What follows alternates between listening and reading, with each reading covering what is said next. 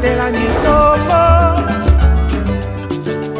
Yahweh, Yahweh, bénissa mikongo. Yahweh, Yahweh, batela mikongo.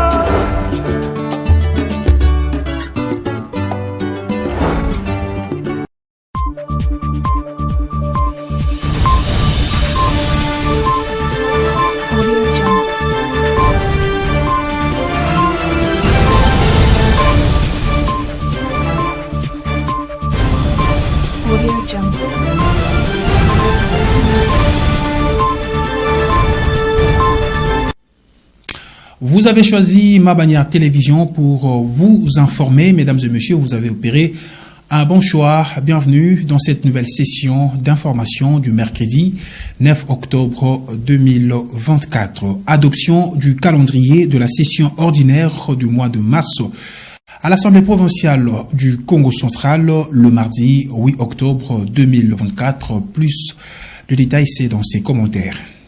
Les élus provinciaux ont harmonisé des vues sur la feuille de route des activités qui seront menées au cours de la session ordinaire de septembre. La plénière consacrée à l'adoption du calendrier s'est déroulée le mardi 8 octobre 2024 au siège de cette première institution de la province, sise au quartier Ville-Haute dans la commune de Matadi à Palace.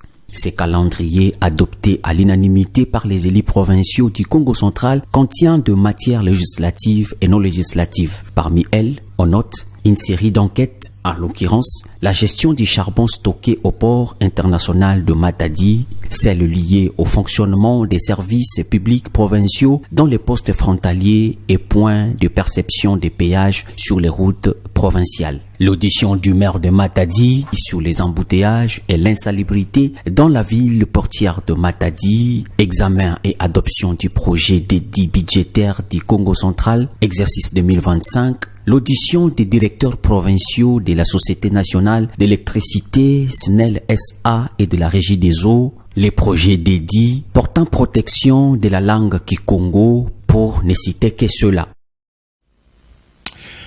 Dans un autre registre, mesdames et messieurs, le caucus de députés nationaux de la province du Congo central a été reçu par le président de l'Assemblée nationale Vital Kamerhe le mardi 8 octobre 2024 dans son cabinet du travail à Kinshasa. L'objet de leurs échanges dans ses propos de la députée nationale élue de la ville de Boma, Marie-Josée Nyong'o-Swami, présidente circonstancielle du caucus.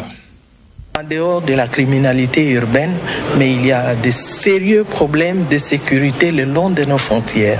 Les frontières terrestres, les frontières liquides. Il faudrait qu'on s'y penche parce que au moment où tous les efforts sont tournés vers l'est du pays, nous ne voulons pas être surpris de l'autre côté, de l'ouest, où la sécurité des populations et la sécurité de nos frontières est mise à mal. À Matadi, les problèmes des enseignants, c'est un problème sérieux et on doit y apporter des solutions idoines, mais dans la paix, dans une démarche pacifique, dans une démarche qui doit tenir compte des préoccupations des enseignants parce que l'éducation, c'est le demain de notre pays, c'est l'avenir de notre pays. Si l'éducation n'est pas assurée, si les enfants ne sont pas bien éduqués, si les enfants ne sont pas bien instruits, l'avenir du pays est aussi mis en jeu. Nous avons salué l'esprit d'écoute du président et sa manière de s'impliquer, et devant nous, il a pris certains contacts directs. Nous osons croire qu'il y aura une solution idoine. Et avec tous les députés du Congo central, tant pour ceux qui sont sur place à Matadi et nous qui sommes restés à Kinshasa, nous évoluons vers la même démarche parce que nous voulons qu'il y ait la paix. La paix, c'est le gage du développement de notre pays.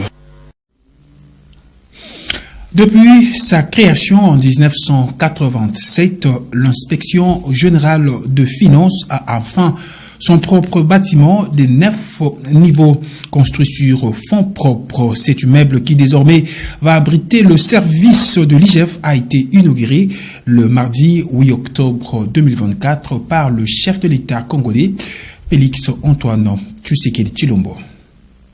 Pour renforcer ses conditions de travail et d'organisation de missions de contrôle, l'Inspection générale de finances, IGF en sigle, vient de se doter d'un imposant bâtiment de 9 niveaux construit sur fonds propres. La cérémonie inaugurale de cette bâtisse a été présidée par le chef de l'État, Félix Antoine Tshisekedi Tshilombo, en présence de plusieurs personnalités politiques, le chef d'entreprise et autres. Ces bâtiments administratifs de l'Inspection générale de finances comptent plus ou moins 200 bureaux. L'inspecteur général, chef de service de cet organe de lutte contre la corruption, Jules Alingeti Kei, a lors de son allocution remercié le président de la République pour avoir accordé un intérêt particulier à la lutte contre la corruption en République démocratique du Congo, gage pour l'amélioration de la gouvernance publique. Monsieur le Président de la République, chef de l'État, votre présence en ces lieux témoigne de l'intérêt particulier que vous accordez à la lutte contre la corruption dans notre pays, que vous aviez initié comme préalable à l'amélioration de la gouvernance publique, gage de tout développement et de tout progrès social. Que la gloire revienne au Très-Haut, le Tout-Puissant, le Maître des temps et des circonstances, qui vous a inspiré pour que vous puissiez placer la lutte contre la corruption comme l'une de vos priorités. Excellence, Monsieur le Président de la République, chef de l'État, que l'honneur revienne à votre autorité et à votre autorité seule. Une année et quelques mois, c'est la durée de travaux de construction de cet immeuble de 200 pièces, dont 150 bureaux modernes entièrement meublés, 6 salles de réunion et plusieurs parkings. Créé en 1987 avec comme mission régalienne la surveillance de toutes les opérations financières de l'État en recettes et en dépenses, cet imposant bâtiment de l'IGF est baptisé immeuble Étienne Tshisekedi Wamulumba en vue d'immortaliser son combat contre les antivaleurs. Quittons la ville-province de Kinshasa pour nous rendre dans l'est de la République démocratique du Congo, prorogé pour la 83e fois dans le province de l'Uturi et du Nord Kivu.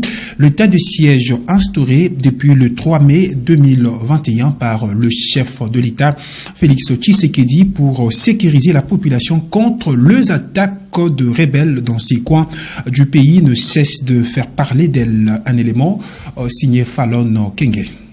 En dépit des réclamations de certains élus nationaux et citoyens congolais qui exigent la levée de l'état de siège dans les provinces de l'Ituri et du Nord Kivu, le projet de loi portant prorogation de l'état de siège a été adopté au Parlement. Ceci étant, il a été prorogé pour la 83e fois. Instauré depuis 2021 par le gouvernement congolais pour faire face à l'insécurité qui prévaut dans la partie nord-est de la RDC depuis quelques décennies, l'état de siège ne cesse de susciter de réactions. Les dernières en date sont celles des élus et citoyens de cette partie du pays. Selon eux, son bilan est négatif car le massacre, le viol, les tueries et les braquages ne font que s'intensifier dans cette partie du pays. Pour le député national Rémi Kweso, qui s'est exprimé au sortir de la plénière consacrée à l'examen et l'adoption de ces projets de loi, le règlement intérieur à la chambre basse du Parlement a été violé. Il y a une violation flagrante de notre règlement intérieur,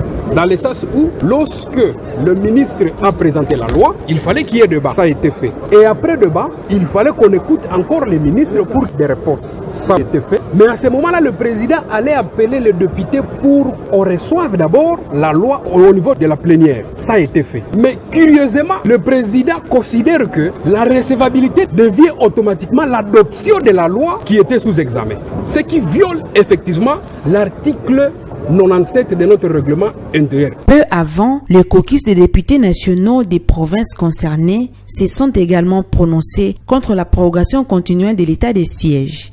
À l'Assemblée nationale de 2021, nous avons voté une résolution pour lever, ça n'a pas été respecté. Il y a eu un dialogue où on a appelé tous les dignitaires des deux provinces et tous ont demandé qu'on lève. Ça n'a jamais été levé. Et quand on est en train de continuer à proroger, mais vous voyez le nombre de morts qui continue d'augmenter, déplacements massifs, et nous avons la conviction aujourd'hui que l'état de siège est devenu un business pour les militaires qui sont sur terrain. Aujourd'hui, on sait les voir qu'il y a un conflit net entre la population et les officiers militaires qui sont sur terrain. On les accuse des exploitations illicites des minerais, de chercher plus l'argent que d'aller protéger la population.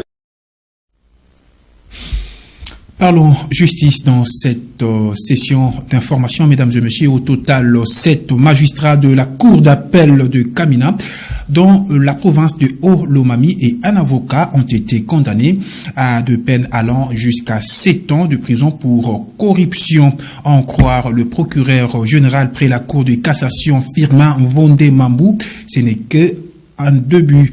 Nous sommes déterminés à traquer les antivalaires, a laissé entendre le procureur. Suivez.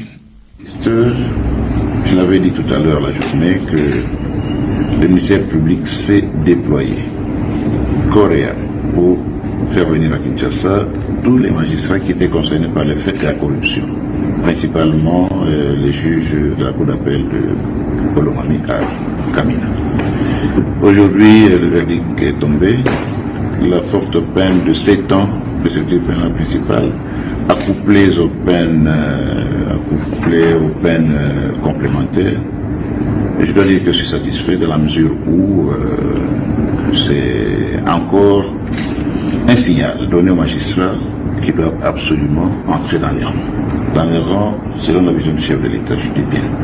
Et nous sommes décidés à aller jusqu'au bout, en découdre avec toutes les antivaleurs qui gangrènent encore la profession de la magistrature. Pour moi, le ministère public, vous avez suivi, ils ont été condamnés en premier et dernier ressort, et cela me va.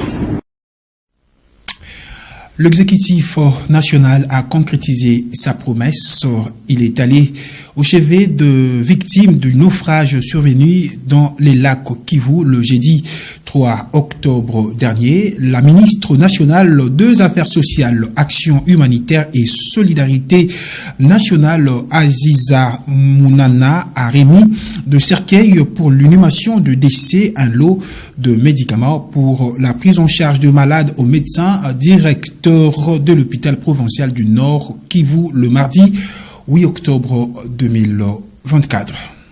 Le gouvernement central prend en charge les frais funéraires des décès, ceux de l'hospitalisation de malades et la prise en charge alimentaire des victimes du naufrage survenu dans le lac Kivu au Nord Kivu. Il a débuté la série des remises officielles de l'assistance aux concernés le mardi 8 octobre 2024. Les cercueils pour l'inhumation des corps sans vie, un lot de médicaments et une cargaison de produits alimentaires ont été remis à la direction de l'hôpital provincial du Nord Kivu. La cérémonie a été présidée par la ministre nationale des Affaires sociales, Aziza Mounana. Un geste salué par le médecin directeur de cette formation hospitalière. Le gouvernement a réagi au moment voulu et à temps voulu. Ces médicaments que nous venons de recevoir, cette nourriture que nous allons distribuer à tous les malades hospitalisés ici au niveau de l'hôpital provincial du Nord Kivu, les cercueils que nous venons de recevoir, nous disons merci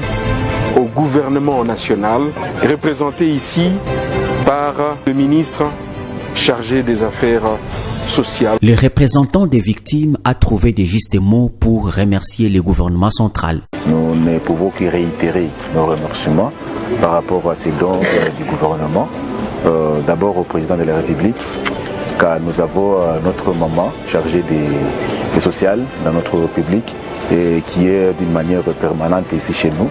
À tout moment qu'il y a catastrophe, elle est vraiment rapide de venir en aide à la population et ça nous rassure beaucoup. Nous savons faire le suivi parce que les docteurs, qu'ils sachent que ce n'est pas son dos et que ce n'est pas le dos du personnel de l'hôpital. Donc on veut dire que c'est pour les victimes. Rappelons que cet accident lacustre a causé le décès de plus de 20 personnes, plusieurs disparus et de nombreux blessés, dont 76 admis à l'hôpital Kieshero. Paix aux âmes de Zulistre Dus Paris. En sport, dans cette édition du journal, mesdames et messieurs, une conférence de presse a été organisée dans l'après-midi de ce mercredi 9 octobre 2024 avant la rencontre de football qui va opposer le Taïfa Star au Léopard de la République démocratique du Congo le jeudi 10 octobre 2024 à Kinshasa, la capitale. La prudence, c'est le maître mot qu'a utilisé le sélectionneur congolais Sébastien de Sabre au cours de cette conférence de presse. On est bien lancé dans cette campagne, mais on sait qu'il nous faudra un minimum de 10 voire 11 points pour se qualifier. On n'en a que 6 à l'heure actuelle, donc on prépare les matchs les uns après les autres pour être le plus performant possible et en tout cas on a de la confiance, c'est vrai.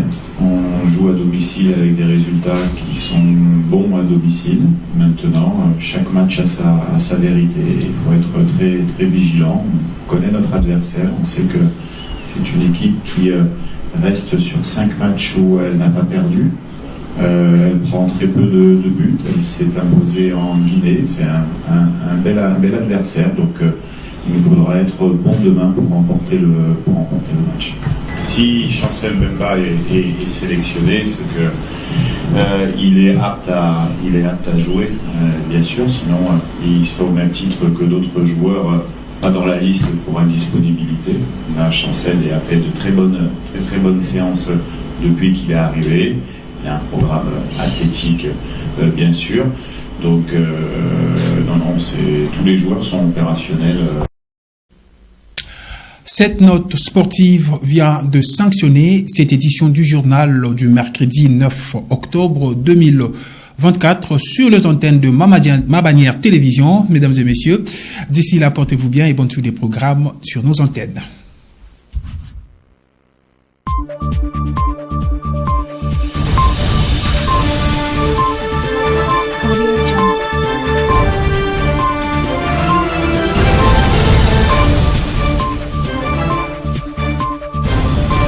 Audio Jungle.